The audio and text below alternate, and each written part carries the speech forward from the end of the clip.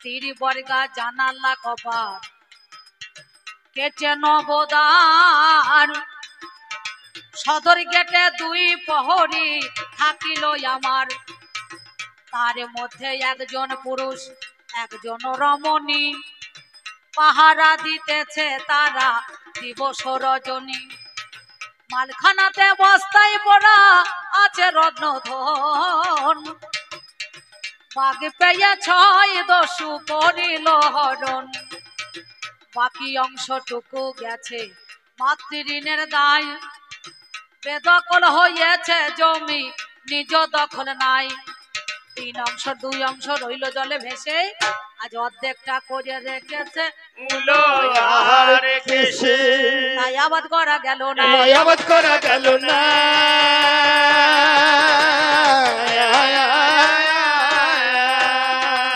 আমার আবাদ করলে ফল তো শোনে আবাদ করা গেল না তাই আমার হৃদয় কানন কুসুমের বন পরশ কর মা তুমি পরশ পর তুমি গো পরশ পর মা তুমি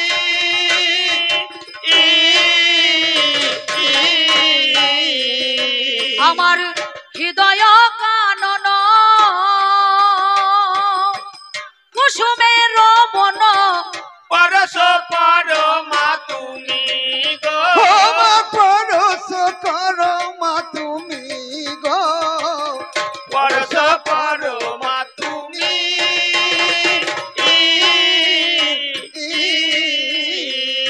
ওমা উটুক ফুটিয়া পরুক লুটিয়া উটুক ফুটিয়া পরক লুটিয়া তোমার চরণ তুমি গো তোমার চরণ তুমি গো তোমার চরণ তুমি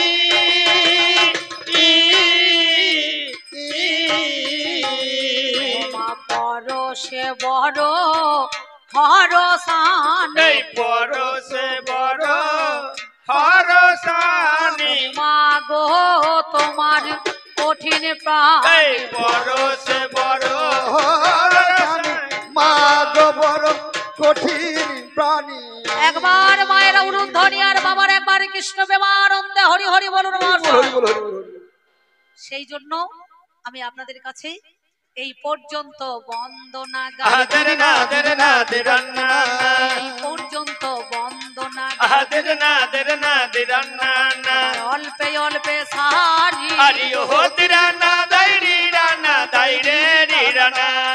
আমার শহরেতে আছেন যত কণ্ঠী ধারি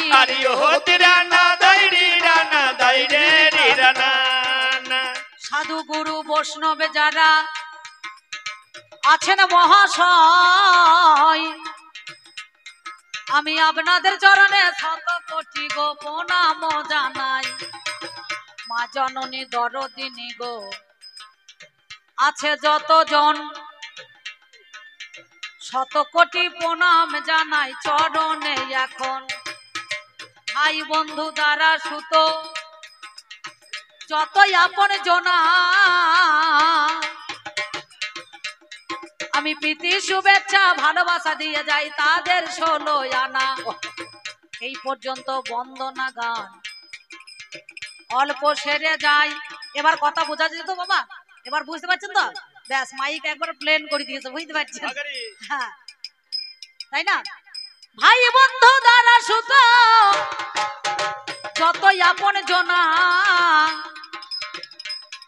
আমি প্রীতি শুভেচ্ছা ভালোবাসা দিয়ে যাই তাদের 16 আনা এই পর্যন্ত বন্দনা গান অল্প সেরে যাই কবি গানের বিষয় যেটা হইবে লড়াই আমি ব্যক্তিগত অম্বিকা করি কবি গান আপনারা জ্ঞানী জনে আজ শুনে যান আমার যিনি পাল্লাদার তার নাম রসরাজ হলো এই রসরাজেতে অম্বিকাতে গান হবে না ভালো। রসরাজ অম্বিকাতে গান হয়, বছরে প্রায় ওর সঙ্গে 30 পালা গান আমার হয়ে থাকে, বুঝতে পারছেন। দেখবেন ইউটিউব খুললে পরে খালি অম্বিকা রসরাজ অম্বিকা রসরাজ। গেল বছরে ছিল যশ বাবু আর আমি, সব জায়গাতে বেশি বায়না হতো। হ্যাঁ, এবার আমি আসার সঙ্গে সঙ্গে আমার কমিটি দাদারা তাল মিরি শরবত মসজিদ দুধের চা, বুঝতে পারছেন, 4 বান্ডিল বিড়ি, 2 প্যাকেট সিগারেট, গরম মুড়ি 2 জনাকে দিয়ে দিয়েছে, ভাতের ব্যবস্থা করেছে। এবার রসরাজদাকে দিয়েছে ওই ভাড়াল ঘরে, আর আমাকে দিয়েছে আর একটা নতুন ঘর হয়েছে একটা ভাইদের ওইখানে। কমিটি বলছে এক জায়গায় থাকলে হবে না, সব আলোচনা করে ফেলাবে, বুঝতে পারছেন। আমরা বেশ ঠিক আছে তাই হোক, কোনো ব্যাপার নাই। বলে দিদি এক জায়গাতে থাকা হবে না, আলাদা করা চাই, তাই এইখানেতে আমাকে পাঠিয়ে দিল মহাশয়। 3টে বাড়ি ঘুরে ঘুরে ওইখানে পাঠিয়ে দিয়েছে, বুঝতে পারছেন। এইবার একই হাঁড়ির ভাত আমরা খেলাম, একই তরকারি রান্না করে খেয়েছি তো, কিন্তু তখন কোনো গন্ডগোল নাই। এবার মনে করুন যেই আমি আসরে এসেছি, সঙ্গে সঙ্গে আসর আসার আগেই কমিটি দাদা গিয়ে বলছে অম্বিকা দি এবার ঢোল ফেলে দেন। আলা ঢোল ফেললে হবে? ঢোলটা 10,000 টাকা দাম দুর্গা পুজোয়, বুঝতে পারছেন। ঢোল ফেলে দিলে গান হবে না, তাহলে আমি গান গাইতে পারবো না।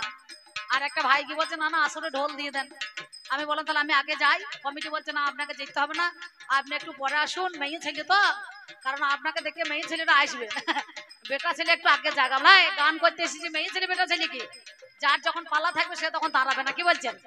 তা আমার রসরাজ দাদা এসেছে, আসরে বন্দনা গান করেছে, বন্দনার সাথে সাথে একবারে পাল্লা অর্ডার হয়ে গিয়েছে, বর্ডারও ভাগ করে দিয়েছেন, কেটারও দাঁড়িয়ে গিয়েছে, 2-এর মধ্যে একটা মার্ডার হবে না, কি বলছেন।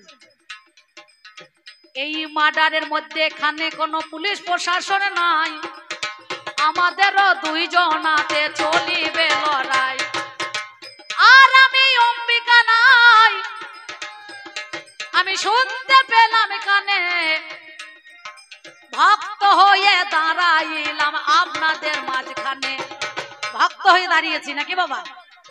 তাহলে শুধু আমাদের মধ্যেখানে ভক্ত অনেক প্রকার আছে, ভক্ত এক প্রকার নাই, নাকি বলছেন। ভক্ত অনেক প্রকার, কিন্তু গীতার মধ্যেখানে প্রমাণ দিয়েছেন 5টা ভক্ত আছে। কেমন? সখ্য দাস্য শান্ত বাৎসল্য মধুর হয়ে গেল, শান্ত ভাবে সত্য যুগে ঋষি মণিগণ ছিল। উনি একটা প্রশ্ন করেছেন, তুমি কবে থেকে ভক্ত হয়েছো, নাকি বলছেন। উনি বলেছেন না তুমি কবে থেকে ভক্ত হয়েছো, তুমি যেদিন থেকে ভগবান, আমি সেই দিন থেকেই তো ভক্ত, নাকি বলছেন। এই ভগবান যেদিন থেকে এসেছে সেই দিন থেকেই তো ভক্ত এসেছে। সত্যতে নারায়ণ ছিল যখন, তোমার দ্বারে জয় বিজয় ছিল, কি বাবা, জয় বিজয় ছিল, এরা দুজনে ছিল। তাই যখন রামচন্দ্র হয়ে এলে তখন কে ছিল গো? রাবণ আর কুম্ভকর্ণ, নাকি বলছেন। দাপর যুগে যখন তুমি ভগবান হয়ে এসেছো তখন তোমার সঙ্গে সঙ্গে শিশুপাল দন্তবক্র এসেছিল, আছে নাই? তাহলে কলিতে যখন তুমি গৌর হরিয়া হয়ে এলে তখন তোমার সঙ্গে সঙ্গে জগাই মাদাইও চলে এসেছো, নাকি বলছেন। এই জগাই মাদাই যদি না থাকতো তাহলে গৌর হরিকে কেউ চিনত না, চিনত। তাহলে যেদিন থেকে তুমি ভগবান হলে সেই দিন ওরে আমি ভক্ত সেজে দাঁড়িয়ে গেলাম, জানেন মহাজ্ঞানী। কলম দিলেন, ভক্ত বড় শক্ত কথা গো, গুরু রহি বসে, গাছের ফলে গাছে থাকে, বোটা পরে খসে। ভক্ত বাঞ্ছা কল্প তরু, ভক্তাধীন গোবিন্দ, ভক্ত যদি সুখে থাকে পাই তাতে আনন্দ। ভক্ত তোমার মাতা পিতা, ভক্ত তোমার গুরু, ভক্ত তেতে নাম দিয়েছে বাঞ্ছা কল্প তরু। ভক্তর মনের বাসনা কোথায় বলো রয়, এই ভক্তির দেশে বসবাস করে হৃদয়ের মধ্যে, সেইটাই তো আমার ভক্ত বলে বাবা, আমার ভক্ত বলে বাবা। এই হৃদয় মন্দিরে ভগবানকে রাখে, আমার ভক্ত বলে বাবা। কারণ তুমি যখনই ভগবান হয়েছো আমি তোমার সাথে সাথে ভক্ত হয়ে চলে এসেছি। সেই জন্যে তুমি যেদিন থেকে ভগবান, আমি সেই দিন থেকে ভক্ত।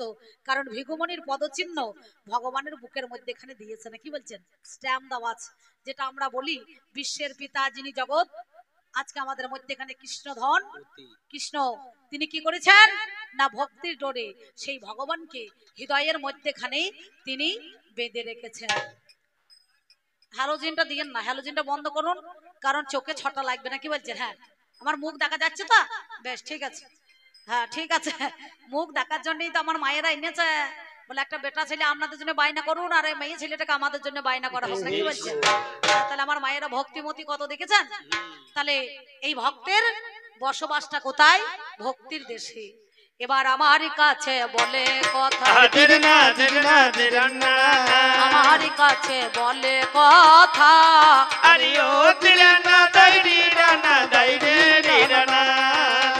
বলে যে জানা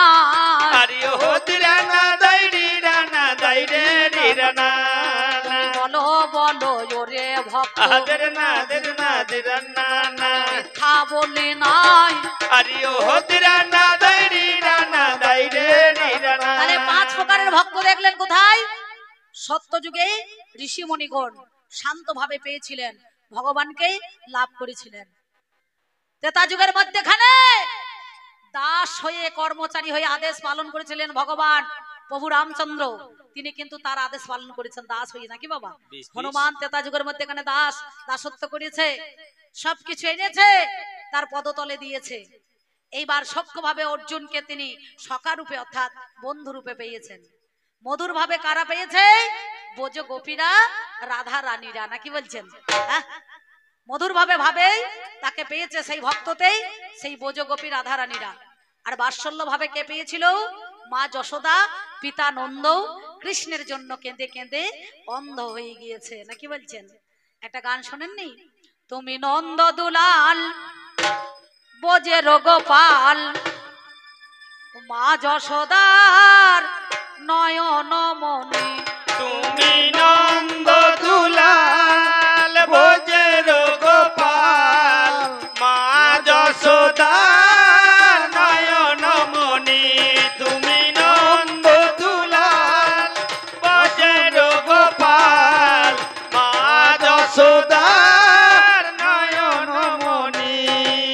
ঘুম যদি মার ভেঙে যায়, চোখ মিলে সে জনতা কায়, ঘুম যদি তার ভেঙে যায়, চোখ মেলে সে জনতা কায়, করুণা করা পড়বে ধরা, আর করুণা করা পড়বে ধরা, চুরি করে খায় মাখন ননি, তুমি নন্দ দুলাল ব্রজের গোপাল, মা যশোদার নয়ন মনি। সেই দিন বাৎসল্য ভাবে মা যশোদা কৃষ্ণকে পেয়েছিল, নাকি বলছেন? বাৎসল্য ভাব। তাহলে 5 রকমের ভাবে গেল, 5 রকমের ভাবে গেল আমাদের ধন। আর একটা ভাবে আছে মনের মতন, আর একটা ভক্ত আমার আছে মহাশয়, গীতার মধ্যে খানে বাবা প্রমাণ দিয়ে দেয়, নাম যার জিজ্ঞাসু ভক্ত ওরে হলো, সেটাই আমার নারদ মনি জানেন সুধী দল। ভক্ত ভগবানের সঙ্গে দেখা হইয়া যায়, মায়া নদীর এপারেতে ভগবান দাঁড়ায়, ওপারেতে ভক্তই আমার দাঁড়িয়ে যাই আছে, আমাদের মধ্যেখানে দেখা হইয়া গেছে। মাদ্রি জটরের মধ্যে খানে ওরে জানি, মায়াতে দিলেন আমার ভগবান তিনি, এই জগৎকে মায়ায় আমার ভুলিয়ে দিল হাই। আপনারা জ্ঞানী জনে জানেন মহাশয়, সত্যি কথা বলি আজ কথা শুনে চলো, 8ম মাস গর্ভের মধ্যে খানে সেদিন মায়া দিয়ে দিল। কারণ ভগবান নিজে আমাকে জিজ্ঞাসা করছে, তুমি আমার কথা ভুলে গেলে কেন মায়াতে? তুমি তো নিজেই মায়া সৃষ্টি করেছো, আর নিজেই তো মায়া নিয়েছো, নাকি বাবা? শিব নিলেন আদ্যাশক্তি মহামায়া, কৃষ্ণ নিলেন যোগ মায়া, নাকি? প্রেমের জন্য যোগাযোগ করার জন্য ভগবান। যোগমায়া বড়াই বুড়িকে নিয়েছিলেন আর জীবকে দিলেন মায়া। বাহ। এই মায়ায় মুক্ত হয়ে ভগবান কিন্তু সেদিন ওই মায়াটাকে দিয়ে দিলেন আত্মার সঙ্গে পরমাত্মার যেদিন মিলন হলো অষ্টম মাস গর্ভের মধ্যেখানে জিহ্বালিঙ্গের দ্বারায় কর্ণজনিতে বাঘ ব্রহ্ম বস্তু দিয়েছে। দেখা হলো মায়া নদীর চরে। এই মায়া নদীটা কি? কেউ বলছে মরা নদী, কেউ বলছে মায়া নদী।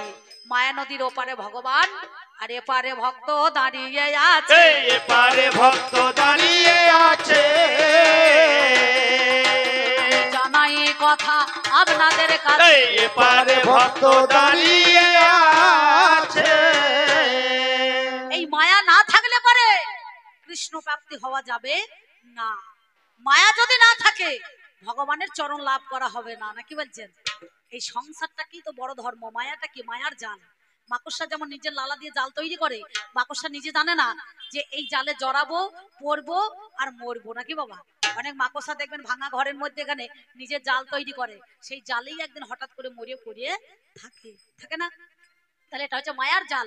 এই মায়ার জাল যদি না থাকে ভগবানকে আমরা চিনতে পারবো না। সেই জন্য আমার কাছে জিজ্ঞাসা করছে তুমি কবে থেকে ভক্ত হলে? তুমি যেদিন থেকে ভগবান, আমি সেদিন থেকে ভক্ত। তোমাকে দেখা করতে এলাম কি নিয়ে? নয়ন বাড়ি গঙ্গার জল। এই নয়ন বাড়ি গঙ্গার জল দিয়ে ভগবান চিড়ে খায় না, কলা খায় না, মন্ডা খায় না, বাতাসা খায় না, নকুলদানা খায় না। তামা তুলসী গঙ্গার জল দিয়ে নয়নের ধারা ঝরিয়ে যদি বলতে পারো হে গোবিন্দ তোমার হলাম বলি, একবার তার চরণে যদি জড়িয়ে ধরতে পারো, এর থেকে আর কিছু নাই দেওয়ার, আমার কথা ধরো। তাই না? আমি নয়ন বাড়ি গঙ্গার জলে দিলাম তোমায় ছৌত করে। মরি মরিলে নয়ন বাড়ি গঙ্গা জলে দিলাম চরণ ধৌত করে। আমার জ্ঞান ভক্তি দ্বারাই ওরে বলো, জ্ঞান ভক্তি দ্বারাই ওরে বলো। জানাই কথা তোমায় ভালো, এই জানাই কথা তোমায় ভালো, জানাই কথা তোমায় বলো, জানাই কথা তোমায় বলো। ভগবান তুমি শুনে চলো, এই জানাই কথা তোমায় বলো। এবার আর একটা কথা ফাঁকে উনি প্রশ্ন করেছেন, আমারও ভয় তোমারও ভয়। উনি বলছেন ভয়ে ভবজ্বালা নাশ করে আর দুঃখ হরে, বকারে গঙ্গার জলে দেহ পবিত্র করে, বকারে বাঞ্ছিত ধন করে অর্পণ, দন্ত নয় নব নব ন করে হয় উদ্দীপন। তাহলে আমারও ভ আছে, ভ ক ত নাকি? অনেকে বলছে ভ কয়ে তয়ে ভক্ত, কারণ ভ কার হচ্ছে ভক্তির দেশে, আর কয়েই কীর্তন সদাই মুখে হরি নাম যেজন অবশেষে, আর তয়ে তৃপ্তি ভরি যেজন প্রত্যেক দিন নিত্য নিত্য কৃষ্ণ নাম ভগবানের নাম করতে পারে, সেই তো বাবা ভক্ত ওরে। আদের না দের না দের না না, সেই তো বাবা ভক্ত ওরে। আদের না দের না দের না না। যেমন উনি একটা কথা বললেন, আমাদের সনাতন ধর্মটা দিন দিন চলে যাচ্ছে ভুল। মায়াপুরে চলুন, ইস্কন মঠে চলুন, ওই 5 বছরের ছেলেরা কলমা পড়ছে কি, আমাদের 5 বছরের ছেলেরা দীক্ষা নিয়েছে, শিক্ষা নিয়েছে, তারা হরে কৃষ্ণ বলছে, বলছে না? সংস্কৃত বলে একটা 5 বছর ছেলে সংস্কৃত মাইক্রোফোন ধরে দেন, কত সুন্দর দেখুন গা, তারা সংস্কৃত বলছে, বলছে না? ইস্কন মঠে গিয়েছেন? শুধু মুসলমান মুসলিমদের ভাইদের দেখে বলছে ওরা নামাজ পড়তে যায়, যে রোজা রাখে, কালমা পড়ে, হজ করে, কিন্তু একটা 5 বছর সনাতন ধর্মের ছেলেরা পড়ে। দেখবেন America, German, Japan, Ukraine, Russia থেকে এসেছে, যারা কোনোদিন সোজাভাবে বাংলা বলতে পারে না, তারা কি বলছে হরে কৃষ্ণ বেরোয় না, তবু হরে কৃষ্ণ বলছে না? কথাটা বলছো কি করে তুমি? মাথায় আছে না নাই, না গোবর ভরা আছে? ওদেরকে ওস কাটিয়ে দিচ্ছে বাবারে। আমি কি বলিব ভাবের কথা, আদের না দের না দের না না, তোমারে জানা আরে ও দিরা না দাইরি রানা দাইরে নিরানা। কারো মনের যদি ভক্তি না থাকতো মালা গলায় দিত? কি বলছেন? এই যে মন্দিরের মধ্যেখানে আজকে কি চলছে? হরিবাসর, অষ্টম প্রহর, 24 প্রহর, এগুলা কার নাম? ভগবানের নাম। তাহলে ভগবানের নাম কি দিত? আজও পর্যন্ত প্রত্যেকটা দিন বৈশাখ মাসে সন্ধ্যেবেলায় ছেলেপুলেরা খোল নিয়ে, করতাল নিয়ে, প্রেম জুড়ি নিয়ে হরে কৃষ্ণ নাম প্রতিটা বাড়িতে বাড়িতে দিয়ে আসছে সন্ধ্যেবেলা, তাই না বাবা? তাহলে তাদের ভক্তির জোরে যদি না থাকে, প্রেম যদি না থাকে, তাহলে কৃষ্ণ নাম করা, ভগবানের গুণগান করা হবে না হবে। তাহলে ধর্মের এটা হচ্ছে আলাদা প্রবর্তক। মুসলিম ধর্মে যেমন নামাজ পড়া, রোজা রাখা, হজ করা, কলেমা পড়া, জাকাত করা, তেমনি সনাতন ধর্মের মানুষরা যারা ব্রাহ্মণ তারা ত্রিসন্ধ্যা গায়ত্রী জপ করছে, বৈষ্ণবরা জপছে মালা, তিলক, নাকি নাই না, তারা গোটা দেহতেই তো নিয়েছে, এক একটা আলাদা পর্যায়ে আছে। এই গেল তোমার কথা গো, আর এক কথা কই, বলে তোমার 9টা সিঁড়ি আছে ওরে হই, 9টা সিঁড়ি। তাই বলে কি ইট পাথরের বালি দেওয়া, সিমেন্ট দেওয়া সিঁড়ি, না শিকের সিঁড়ি, না লোহার সিঁড়ি? নববিধা ভক্তি, নববিধা ভক্তি আছে ভক্তের মধ্যেখানে। আর 7টা দরজা, 7টা দরজা মানে কি? 7টা দ্বার আমাদের মধ্যেখানে বলছে না, সপ্ত দ্বার পরিহরি বৈঠলো শ্রীহরি, অনাহত, বিশুদ্ধা, আজ্ঞাচক্র, সহসর, মণিপুর, দ্বিদল পদ্ম, নাকি বলছেন? সেইখানেতে যেতে হবে গো, হাইরে মরি হাই, ভগবানের সহস্রে বাস আপনাদের জানাই। তোমার কাছে বলি কথা গো, শোনো গুণমণি, ও গো আমার ভগবান কথা শুনে চলো তুমি। তাই তো তোমার কথায় কথা দিয়ে আমি যাই, ও গো আমার ভগবান তোমারে জানাই। ভক্তি যদি না থাকে তোমার কাছে গাই, তার একটা ছোট্ট পারা কথা বলে যায়। নাম যার যবন হরিদাস, এই হরিদাস সনাতন ধর্মের ছেলে হলো। ছোটবেলায় মা বাবা তার অমনি মারা গেল, একটা যবনের ঘরে সেজন মানুষ হয়ে যায়। যবন মানে মুসলিমের ঘরে সেজন লালন পালন করেছিল। দফর শেখ বলে একজন, তাকে মনে করুন লালন পালন করেছে। তার বাবা মা মারা গিয়েছে, পাশে যেমন আমাদের হিন্দু মুসলমান আছে ভাই ভাই সবাই বসে আছে, সেই ছেলেটাকেও সেদিন মানুষ করেছিল। তা একে সবাই বলছে, এ যখন যবনের ঘরে লালন পালন হয়েছে, একে আজ কাজ করো, কলমা পড়াতে হবে, একে রোজা পড়াইতে হবে, একে নামাজ পড়তে বলতে হবে। কিন্তু যখনই হরিদাস মনে করুন আল্লাহ বলতে যায়, তখনই কিন্তু ভগবানের নাম স্মরণ করে। তা মুসলমানের ছেলেরা তাকে ধরে আচ্ছা ধারে করে 22 বাজারে বেত্রাঘাত মেরেছিল। বললো তুই আজ থেকে হরিনাম বন্ধ কর। বলে আমি হরিনাম বন্ধ তো করবো না। তা তখন ওই বেনাপোলের জঙ্গলে তাকে ফেলে দিয়েছিল, নাকি বলছেন? বেনাপোলের জঙ্গলে গিয়ে তিনি একটা আশ্রম করে ছোট্ট পাড়া কুঠুরি নির্ণয় করে 3 লক্ষ বার নাম জপ করতো। 3 লক্ষ বার কিসে করতো? 1 লক্ষ বার মালাতে, 1 লক্ষ বার করে, আর 1 লক্ষ বার উচ্চ স্বরে। 3 লক্ষ বার নাম জপ করার পর লক্ষ হীরা কি করে খবর পেয়ে গিয়েছে, বুঝতে পারছেন? যে যবন হরিদাস ওই বেনাপোলের জঙ্গলে সেইখানে আছে, তাই একবার যেতে হবে। এই হীরামণি তার কাছে চলে গিয়েছে, যার কাছে যেতে গেলে লক্ষ টাকা ছাড়া যাওয়া যাবে না। হরে কৃষ্ণ বলে প্রত্যেক দিন হরিদাস নিত্য নিত্য গোবিন্দের নাম করত। আর হীরা গিয়ে দরজায় দাঁড়িয়েছে। এমন সময় হরিদাসের কাছে তার ভক্তরা খবর দিয়েছে, বলছে হরিদাস ওই দেখো লক্ষ হীরা এসেছে তোমার দরজায়, তোমার সঙ্গে দেখা করতে চাই। বলছে বলো গা, যদি 3 লক্ষ বার নাম জপ করার পর আমায় সময় পাই অবশ্যই দেখা করব, আমি অবশ্যই দেখা করব।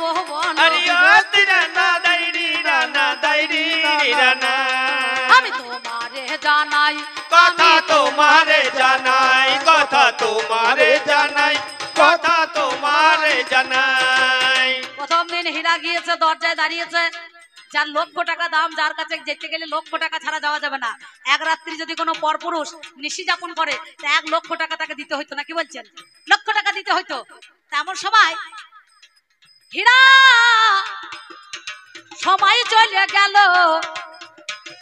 পরের দিন সকাল বেলায় এসে দরজাতে দাঁড়ালো। আবার হীরা দাঁড়িয়ে পড়লো, হাই রে মরি হাই, সেদিন দেখো আবার সময় চলে গেল ভাই। পুনরায় যে আবার 3 দিন অমনি চলে এলো। হীরা বলছে হরিদাস আমার চাইতে অমূল্য ধন কি এমন পেল, যে যার কাছে যেতে চাইলে লক্ষ টাকা ছাড়া যাওয়া যাবে না, 1 টাকা কম হলেও হবে না, আমি একবার দেখবো। হরিদাসের চরণে গিয়ে লুটিয়ে পড়েছিল। কত বড় ভক্ত সেদিন বলল, তুমি এমন কি অমূল্য রতনের সন্ধান পেয়েছো? বললো, যে অমূল্য রতন আমি পেয়েছি, নিত্য ধন আর অনিত্য ধন, এখনো ভগবানের চরণ আমি লাভ করেছি। সেই দিন হীরামণি করলেন কি, ওই হরিদাসের কাছে দীক্ষা নিয়ে নিল। দীক্ষা নিয়ে বৃন্দাবনে চলে গেল, চাচর কেস মুড়িয়ে দিল। সেই চাচর কেসে আজ পর্যন্ত চামট হয়ে গেল নাকি বাবা, হয় নাই?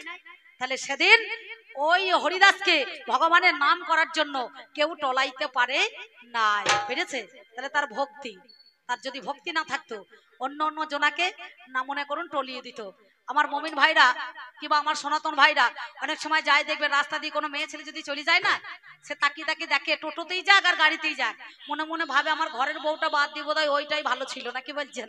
কি অনেকে ভাবে, কিন্তু তার যদি মনটা না থাকতো, একাকিত ভাবে নিষ্ঠা ভাবে যদি গোবিন্দের চরণ আশ্রয় না করতো, তাহলে তাকে কিন্তু টলিয়ে দিত, নাকি বলছেন? হ্যাঁ, তাহলে এক নিষ্ঠা ভাবে। যেমন আপনাদের প্রথম আজান কে দিয়েছিল? বিল্লাল, নাকি গো? প্রথম দিয়েছিল তো বিল্লাল, মসজিদে আজান কে দিয়েছিল? বিল্লাল। সেই বিল্লাল দাওয়াতে আজ পর্যন্ত সবাই দেখবেন আজান দিচ্ছে, নাকি বাবা? যেমন প্রতিটা অঙ্গ খুলে খুলে মা ফতেমা সেদিনকে রাত 12টাতে তোহাজাদের নামাজ মনে করুন পড়তে যেত না গো, রাত 12টায়। সেই জন্য আমার মাঝে মাঝে আমার পাল্লাদার আমাকে জিজ্ঞাসা করেছে, তাহাজুদের নামাজ সেদিন পড়তে যেত কিন্তু মা ফতেমা রাত 12টায়। এই খবরটা কিন্তু কে দেখেছে? এত জ্যোতি মানে নূর মানে কি জ্যোতি, নাকি বলছেন? জ্যোতিটা দেখে তখন তার আব্বাজানের কাছে গিয়ে বলছে, আব্বাজান আমাদের গোসলখানায় এত জ্যোতি, এ জ্যোতি তো আমরা কোনোদিন দেখি নাই। দেখেছি? যে রূপ যে ছটা সেইটা কিন্তু দেখা যায় নাই। বললো, যাও, যেজন দেখেছে তে মনে করো জহরে কহরে মারা যাবে, নাকি বলছেন? তাহলে চিন্তা করে দেখুন, সে তো ভাবেই নাই যে আমার দুটো ছেলে দেখেছে, হাসান আর হোসেন দেখেছে, মনে করেছে? তাহলে সেই মাতৃবাক্য বলবান আর সব বাহ্য জ্ঞান। তেমনি ধারা তুমি আমাকে জিজ্ঞাসা করছো আমার জন্য কি নিয়ে এলে? নববিধা ভক্তি, 9টা শিকল, 9টা সিঁড়ি, সদর দরজা, 7টা দরজা। এই দরজার মধ্যেখানে প্রেম, ভক্তি, জ্ঞান, বিবেক, বৈরাগ্য, বুদ্ধি, চিত্ত, মন, বুঝতে পারছেন? আমি এই কোটা বাবা নিয়ে এসেছি, এই কোটা বাবা নিয়ে এসেছি, জানাই কথাই আপনাদের কাছে, এই কোটা বাবা নিয়ে এসেছি। তাহলে তয়ে তৃপ্তি ভরে কয়েক কীর্তনে সদাই হরি বলে যে জন, আর ভকারে ভক্তির দেশে, ভক্তির দেশেই তো ভগবানের বাস। সেই ভক্তির দেশে যদি না থাকতো তাহলে ভগবান আসতো না। ভক্তের জন্য ভগবান, কিন্তু ভগবানের জন্য ভক্ত নয়, ভক্তের জন্যই ভগবান।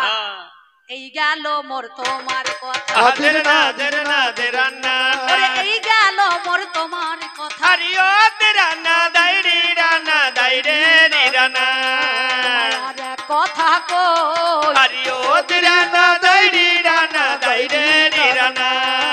আর একদিন বৃন্দাবনের মধ্যেখানে যখন গোবিন্দ ছিলেন, সেই দ্বারকাতে যখন রাজা হয়েছিলেন, মথুরায় চলে গেলেন, সঙ্গে সঙ্গে সেদিন কি করেছিল না, দ্বারকা অধিপতি সেই রাজা যখন চলে গেল, তখন সুদামা এত দারিদ্রতা, তার মধ্যে ভক্তি, তিনি গোবিন্দকে দেখতে পাবে বলে তার বাল্যকালের বন্ধু সেই সুদামা গোবিন্দের জন্য কি নিয়ে গেল?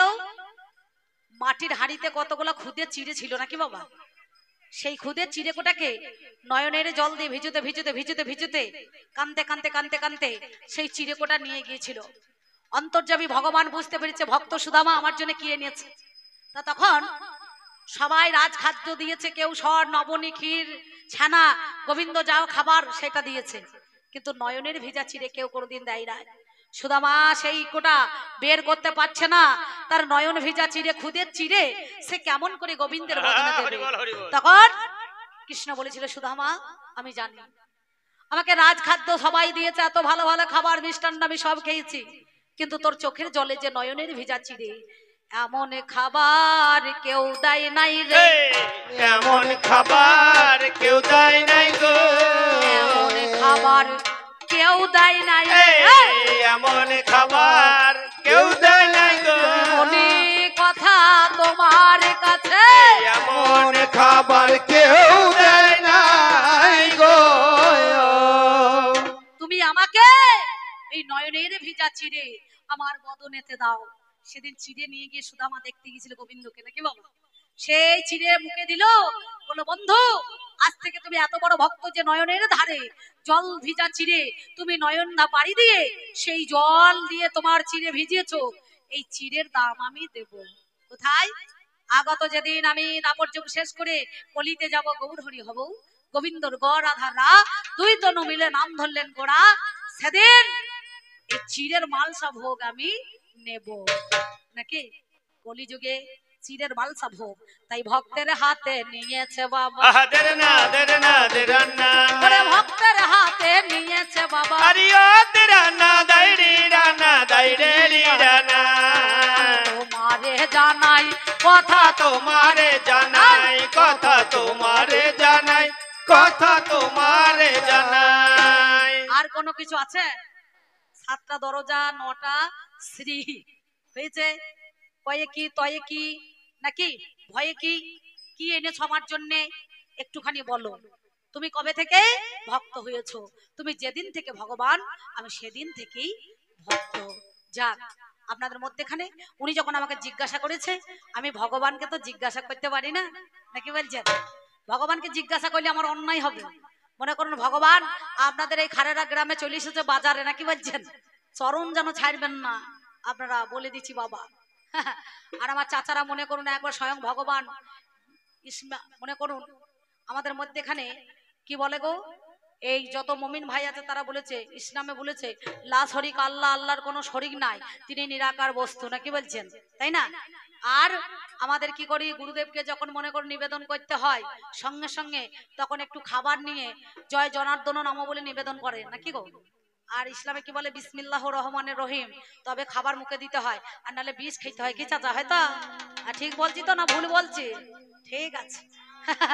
সেই জন্য আমি আপনাদের কাছে আমার ভগবানকে জিজ্ঞাসা করব না, আমি তোমার কাছে জেনে নেব, তোমার কাছে জেনে নেব,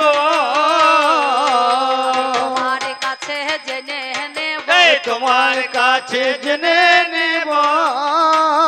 বলো কথা দেখি আমার কাছে, তোমার কাছে জেনে নেব। ভক্তের একটা ঠিকানা আছে, আর ভগবান তোমাকে পেতে গেলে পারে তোমার ফোন নাম্বারটা কত, নাকি বলছেন? কে সরাসরি কন্টাক্ট নাম্বারটা কত, আমি তোমার সঙ্গে যোগাযোগ করব। বেহেস্তে যাব না বৈকুণ্ঠে যাব না গোলক বৃন্দাবনে যাব না গুপ্ত বৃন্দাবনে যাব, কোনখানে যাব? তোমার ফোন নাম্বারটা কত তুমি আমার কাছে বলো খুলে, আমার কাছে বলো খুলে, আমি জানাই কথা তোমায় বলে, আমার কাছে বলো খুলে। আরেকটা দেখবেন সবারই কোড নাম্বার থাকে, এসটিডি নাম্বার একটা থাকে, থাকে না?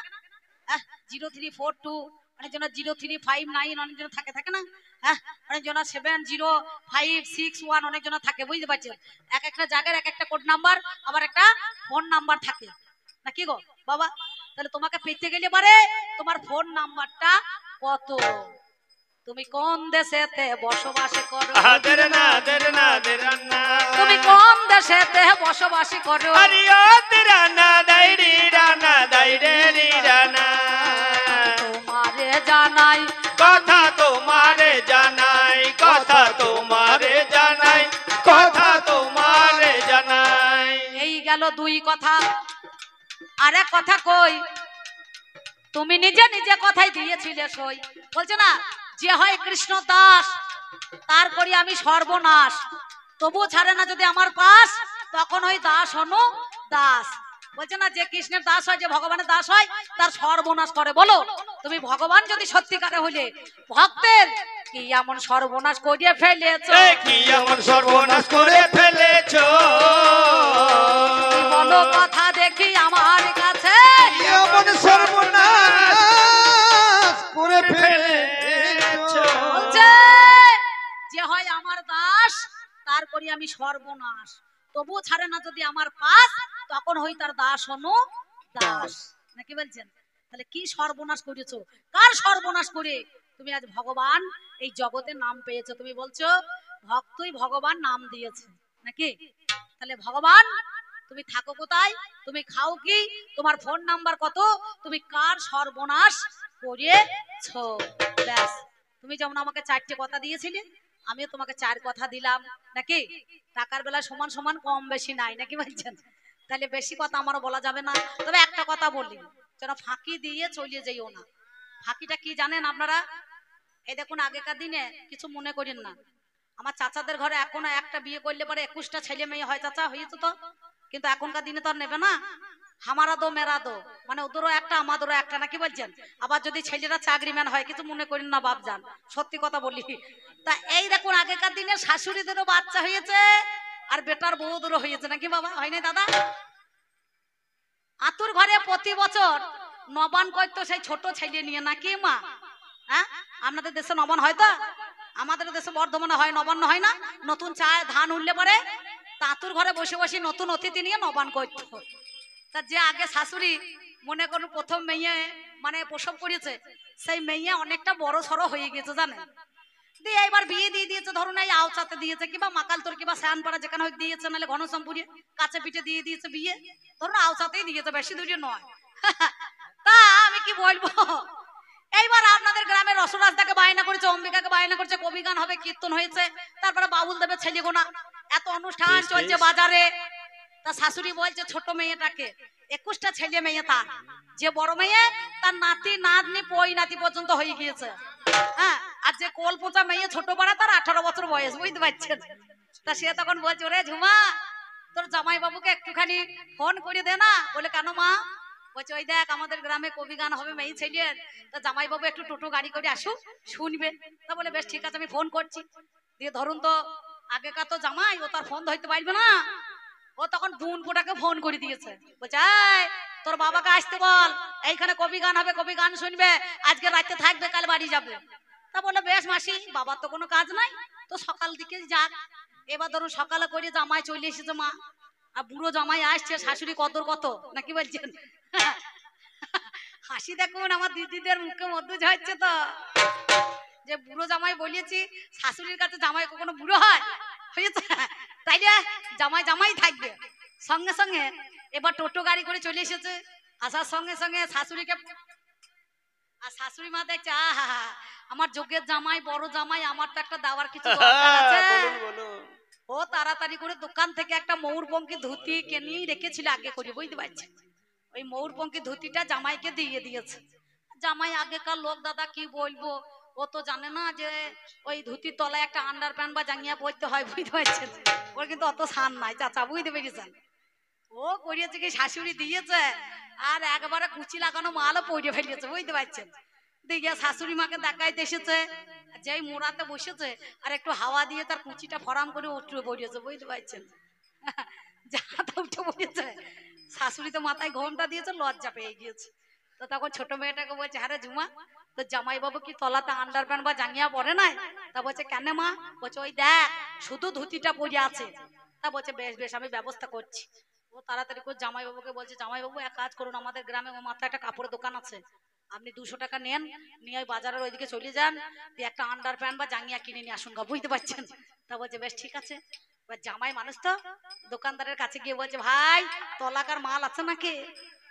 আর দোকানি ছেলে মানে বুঝতে পেরেছে, বলছে অন্তদয়ের মাল খুঁজছে। ঠিক ঠিক। তা বলছে হ্যাঁ হ্যাঁ আচ্ছা আচ্ছা আচ্ছা, তা কত টাকা দামে নেবেন দাদা? বলে কত টাকা দামে আছে? বলছে 500 টাকা থেকে শুরু করে 100 পর্যন্ত আছে। তা বলছে অত দামের মাল নিয়ে দরকার নেই, এরকম একটা গোলাপি কালারের ছিটের 40 টাকা দিয়ে একটা দড়ি লাগানো মাল নিয়েছে। আগেকার লোক তো দড়ি লাগানো পড়তে পছন্দ করে, আন্ডার প্যান্ট একটা দড়ি লাগানো নিয়েছে। দেখবেন পাইকারি যারা করে তারা দড়ি লাগানো মাল পরে দেখবেন এখনো পর্যন্ত। তার সঙ্গে সঙ্গে ওই হ্যাঁ ছাগল গরু ব্যবসা করেন অনেকজনা। হ্যাঁ, তা আমাদের গ্রামগঞ্জে গরু কিনতে গেলে তো দেখি তো মনে কোন বার করে টাকা যখন, তখন দেখি সব ওই রকমই ধারা, ওই আমার এই যে এইরকম পড়ে। তো সঙ্গে সঙ্গে ওই ধরুন একটা 40 টাকা দিয়ে ঢোলের ওই ছিটের মতো মাল দড়ি লাগানো নিয়েছে, আর 160 টাকা থাকে। ও করেছে কি 160 টাকাটা আবার ফেরত দেবে নাকি, 155 টাকা কাউন্টারে গিয়ে একটা সরু পাড়া বোতল কিনেছে, বুঝতে পারছেন, 28-32, আর 5 টাকা দিয়ে কুরকুরে লেস কিনেছে। আগেকার লোক তো দেখছে পুজোতে একটু এসেছে, কবি গান হবে, তো একটু ভালো একটু আনন্দ উৎসব করি। ও তখন আন্ডার প্যান্টটা কাঁধে নিয়েছে আর মালটা ঢক ঢক করে খাইয়ে কুরকুরে লেস দিয়ে গোটা বাজারে ঘুরতে ঘুরতে আসছে, বুঝতে পারছেন। অনেকটা দেরি হয়ে গিয়েছে। শাশুড়ি বলছে বাবা কত বেলা হয়ে গেল, 4টে বেজে গিয়েছে, তুমি কোথা ছিলে? ও শাশুড়িকে দেখে বলছে মা কালারটা দেখুন কেমন হয়েছে, টেরিকটের মাল বটে। শাশুড়ি দেখছে এতদিন বিয়ে হয়েছে, এ তো জামাই কোনোদিন মনে করুন আমাকে কালার দেখায় নাই, তাহলে কি গন্ডগোল হয়ে গেল নাকি, মাথা ছিট হয়ে গেল? শাশুড়ি মুখে কাপড় দিয়ে দৌড়ে পালিয়েছে। আর যে শালিটা টাকা দিয়েছে বলে জামাই বাবু দেখে দেখে আপনি কি মাল কিনেছেন দেখে। আর এ দেখছে আহা শালি বলে কথা, একবারে আলু পোস্ত করছে। ট্রেনে একবারে কুচিটাকে মর কোচা তুলে বলছে কালারটা দেখ কেমন হয়েছে বটে, 40 টাকা দাম নিয়েছে টেরিকট। শালি বলছে থামুন থামুন, আদৌ কি মাল আপনি বুঝেছেন? বলে কেন রে? বলছে ওই যে আন্ডার প্যান্টটা কাঁধে রয়ে গিয়েছে। বলছে ওরে ওই জন্য আমি শান পেয়েছি না, মাঝে মাঝে হাওয়া ঢুকছে। বুঝতে পেরেছেন? বলছে ওই জন্য আমি শান পেয়েছি না, মাঝে মাঝে হাওয়া ঢুকছে, যেন হাওয়া ঢুকিয়ে চলে যাইও না। হাওয়া ঢুকিয়ে চলে যাইও না, হাওয়া ঢুকিয়ে চলে যাইও না, হাওয়া ঢুকিয়ে চলে যাইও না। জানেন যতই আমার জ্ঞানী জনা, হাওয়া ঢুকিয়ে চলে যাইও না।